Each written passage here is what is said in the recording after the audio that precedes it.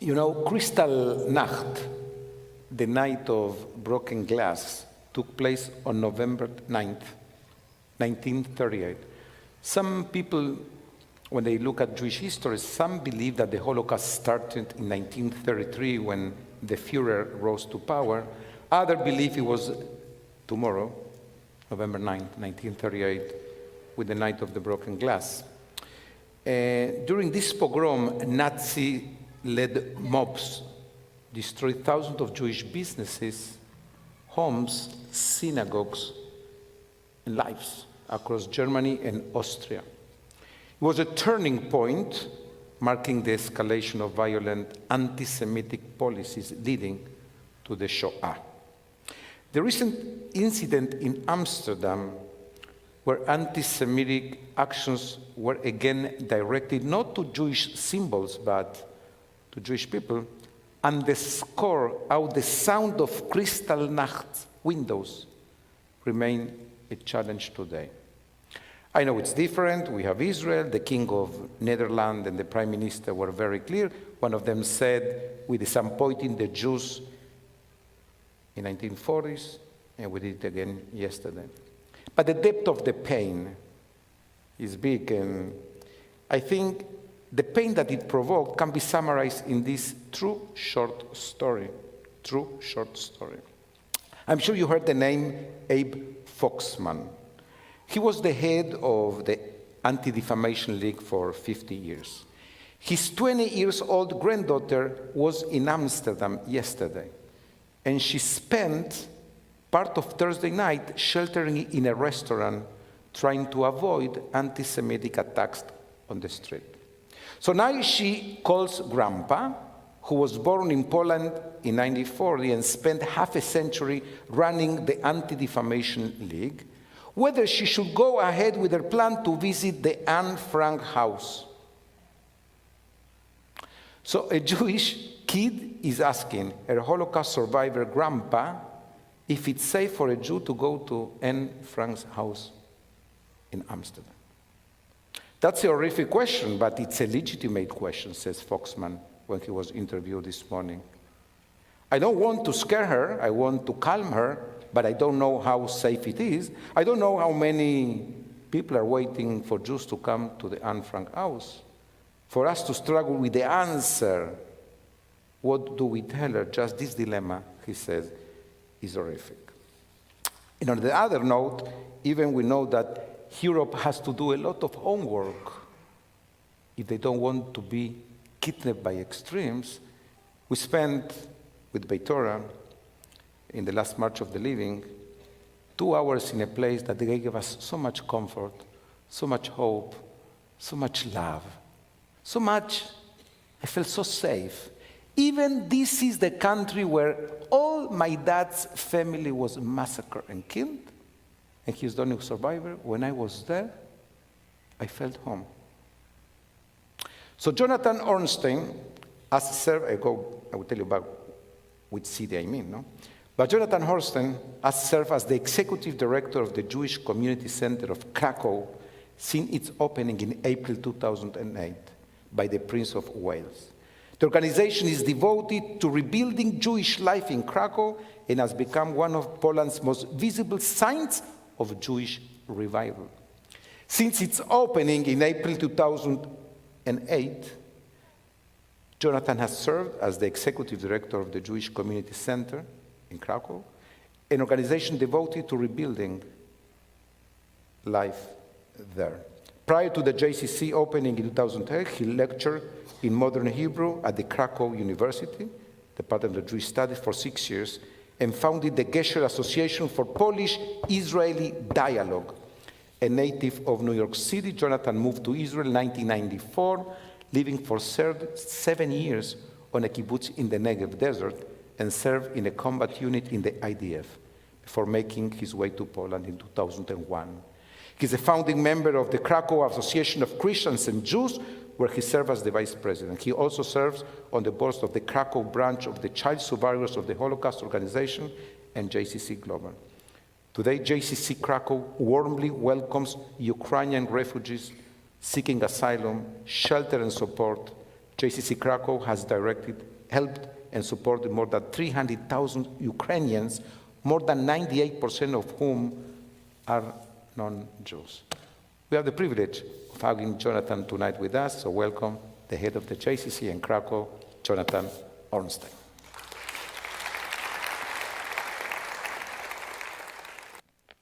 This will be the one non-musical part of the evening. It's an honor to be here. Shabbat Shalom.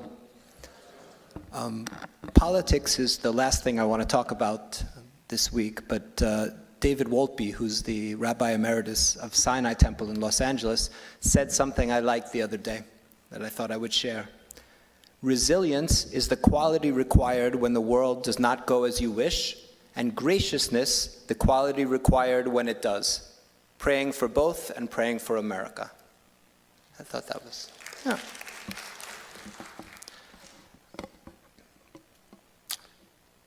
I'm going to say something that was true before October 7th, but now really indisputable, and as we just heard on the subject, it's a very tough time in the world to be Jewish.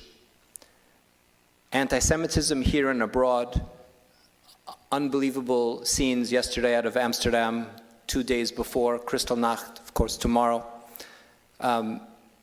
Campuses becoming hotbeds of anti-Israel sentiment, attacks on Jewish students, Israel at war on 7 fronts, and a world that blames the victims of rape and murder instead of genocidal murderers. If October 7th is the worst thing to happen to the Jewish people since the Holocaust, and I think it is, then what tools do we have to deal with it and put it past us? I live in Krakow, Poland, a community that was almost completely annihilated in the Shoah. Over 90% of Polish Jews, 90% of Krakow Jews were murdered. 90%. More than 3 million of Poland's 3.5 million Jews were murdered. And more than, something we don't always think about, more than half the victims of the Holocaust were Polish Jews. Yet, I'm not here to focus on death and tragedy, but on the single most important thing in the world, certainly for Jews: life. We are a people of life and a people of stories, and sometimes we need the latter to remind us of the former. So I'm going to tell you a story, at least one story. 2 sisters, a year apart, grow up Catholic, like pretty much everyone else in Poland, in Krakow. 15 years ago, when their sisters were in their 20s, one of them became curious about their father, who abandoned them when they were little girls, left the family, and who they hadn't heard from in a decade. The sister discovers that he's Jewish. She becomes curious, and she connects to Krakow's small Jewish community and brand new Jewish community center. Her younger sister, less curious about her Jewish roots, but finally dragged to a Hanukkah party at the JCC by her sister. At the party, the younger sister meets a Jewish JCC employee, and while he became interested in her, she became very interested in her Jewish identity. They became a couple. She decided to convert since she was Jewish on her father's side. They got married in the courtyard of the JCC where they met, and they now have a 2.5-year-old daughter named Ayala, who is one of the youngest, and I will say, objectively speaking, the cutest kid in the JCC preschool, which is the first Jewish preschool to open in Krakow since the Holocaust. Now, this story, if I didn't give it away with the cutest comment, this story is my story. This woman is my wife. And I tell you this story not because it's so special. I mean, of course, it's special to me, but I tell you this story because this is for the opposite reason. This is happening in great numbers today in Poland. Stories like this are commonplace. This type of discovery is happening every day in Poland, in Krakow and beyond. How? Who are these young people in the hundreds and even thousands finding out about being Jewish? And more important than finding out, they're acting on it. You can find out that you have Jewish roots and then shrug it off, especially in a place that has seen so much Jewish suffering, but they're acting upon it. They're rejoining the Jewish world. Well, we know that Jews were killed in the Holocaust, and we know somehow there were survivors. And in our typical narrative, The survivors left Poland to rebuild their lives here in South Florida, in New York, England, Palestine became Israel, wherever they could go. And usually that's the end of the story for us. But we don't realize that not all the survivors left Poland. Some of them stayed. And the ones who stayed had to hide their identities over the next 45 years of communism because of anti-Semitism. And now, in the 35 years, almost 35 years since communism ended, something really remarkable is happening that I think has historical importance for the Jewish people. Young people like my wife, and I always get credit for saying young people like my wife, so if you meet my wife, please remind her that I said that. Young people like my wife, who are the children, the grandchildren, even the great-grandchildren of survivors that stayed in Poland after the war, are finding out they're Jewish. And because Poland today is a place of really low anti-Semitism, both before and after October 7th, there's an environment that's conducive to being Jewish. If you Google how many Jews are in Krakow, it usually says there are 100 Jews in Krakow. We have over 1,000 Jewish members at our JCC, with that number growing every day. This tells us two things. One, we're doing a pretty good job reaching our community. And two, really what it tells us is that the official number of Jews in Krakow and Poland are nonsense. Nobody knows. Now, why does this matter? 1,000 Jews is still not a huge amount of Jews if we think of millions of Jews around the world. And, you know, in South Florida, you have hundreds and hundreds of thousands of Jews. Why does it matter? A few reasons. One, we don't leave Jews behind. This has never been more clear to us than in the last 400 days, over 400 days, as we still have over 100 hostages in Gaza.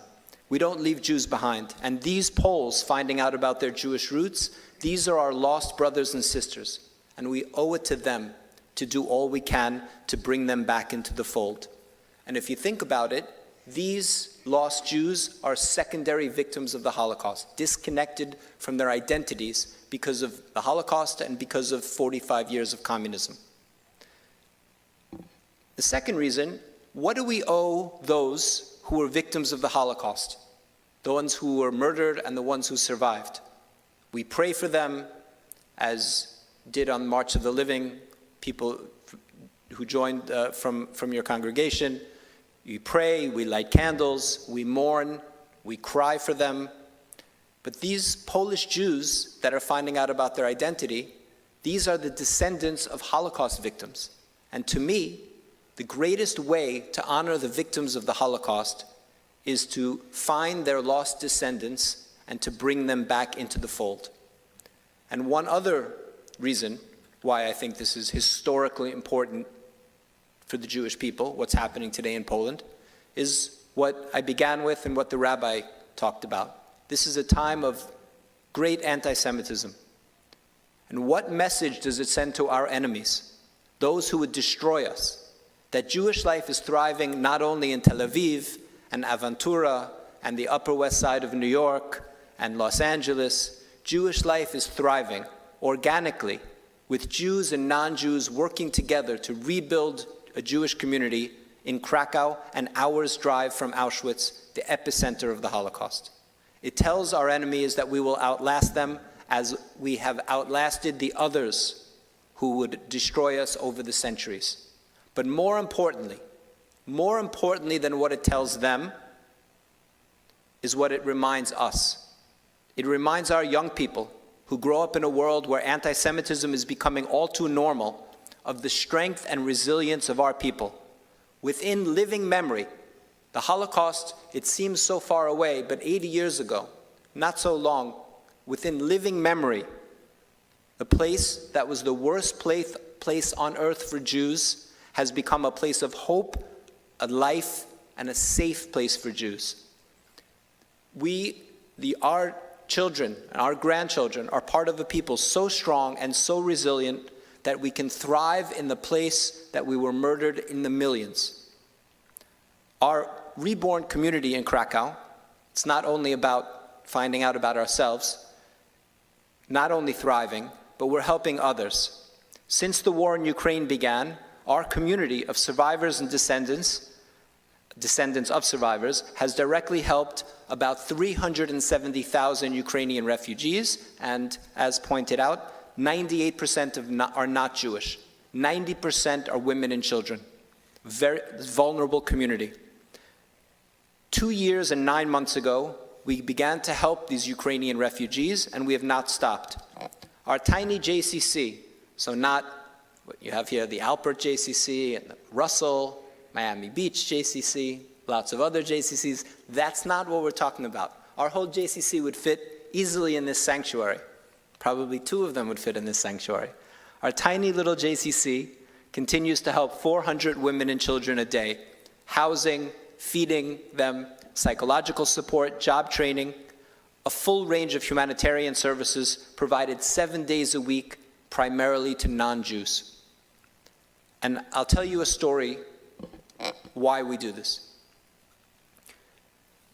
We have 60 Holocaust survivors in Krakow. These are Polish Jews that never left. Most of them were child survivors of the Holocaust, hidden children.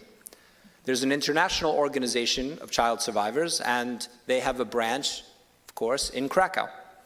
And they have their monthly meeting at the JCC, the last Saturday of every month at 11 a.m., right on the ground floor across from our food pantry, which we opened on the 2nd day of the war. That means February 25th, 2022, we opened a food pantry, and it has never closed. When I say never closed, Shabbat, Yom Kippur, Christmas, New Year's Day, Kwanzaa, we never close. Doesn't matter, we don't close it. And the child survivors meeting is in the senior club, which is directly across the hall. And every day when I walk in to the JCC, there's a line of women and children waiting, sometimes 40 or 50 waiting to come into our food pantry. Take diapers, milk, pasta, whatever they need. So at the meeting in March 2022, this is the first meeting of the survivors, of the child survivors after the war started. We were having our meeting, and one of the survivors, who herself was a little girl in the ghetto and was saved by being passed through the ghetto wall to strangers who raised her, this now elderly woman stood up and she pointed across the hall where there was a mother bringing a little girl into the free shop to take whatever they needed. And she pointed across the hall and said, "That was me," pointed at this little girl. 80 years ago, that was me. This was us. These refugees, this was us 80 years ago. And she suggested very firmly that the Krakow branch of the child survivors donate their annual dues, which is $11 per person.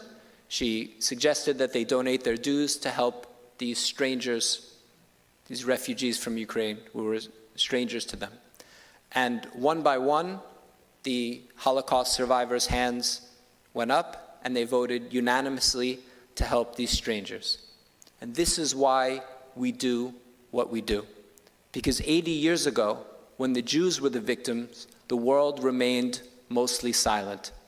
And our community, Jews overall, but our community in Krakow, our tiny but growing, reborn Jewish community of survivors and their descendants, knows all too well what it means to be forsaken by the world, which means that we have a particular responsibility to try to prevent that suffering, among others.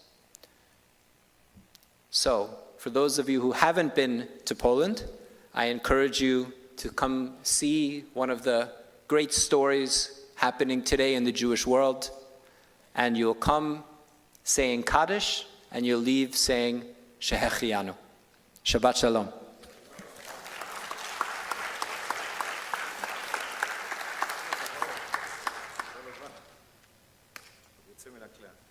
Wow. If this was powerful, imagine after being in Majdanek, in Auschwitz, you go to the JCC in Krakow, Jonathan receives you, and you can see the little kids walking in those streets with the same poster we have in our classroom, with the same Israeli flags, same flavor. So, kol hakavod and she'echet.